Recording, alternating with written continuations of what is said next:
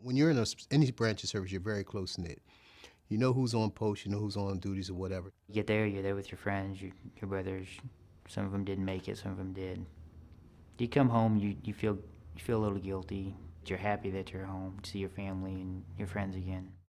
The biggest event that has kind of shaped things for me was February 20th, 2006, when my good friend was killed in Baghdad by a roadside bomb. We all had to pull certain jobs. One of them was take the deuce and a half out and dump garbage. And we would just throw it off the truck. And I hit this kid.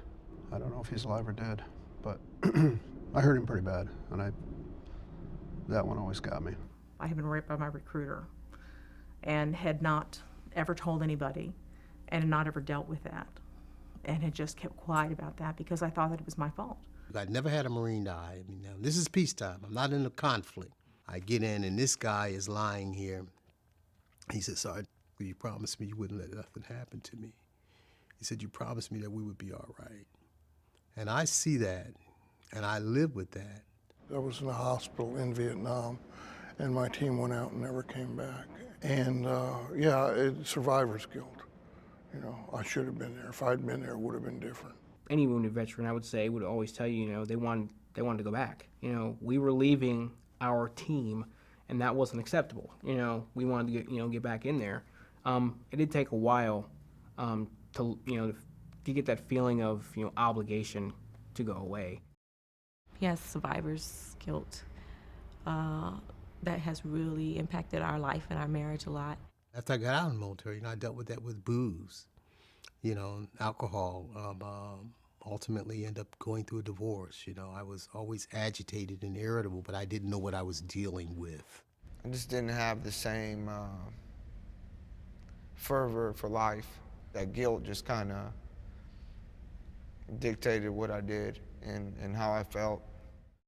A guy I worked with, he suggested that I go and get counseling because he noticed a change and that I was having problems. And at first I was extremely nervous about going, and the reason I felt like I was betraying the military. I felt like I was betraying the Marine Corps by sharing these stories. The VA has the Iraqi veterans in a certain register, and they just started calling, actually, "You okay? You're fine? You can come see us anytime." And that was great. So with me bugging him and the phone calls and the letters, this kind of how I kind of got him to start going in. There was a couple of people from the VA that would ask me, how do you feel about this? How did you feel about when, one of your friends was, passed away? How do you feel about your injury? And they really helped me, kind of get a handle on what really happened. It felt like a big weight being taken off my chest to sit and finally tell the whole story, which in turn I think enabled the psychologist now to better treat me. You have to deal with it or it's going to take you. And your loved ones deserve better. That's the work that I've done at the Vet Center. Being all right with living my life and being all right with, being happy about things. I never in my wildest dreams dreamed I could be as happy as I have become. And I attribute it to the counseling. Get up and get some help.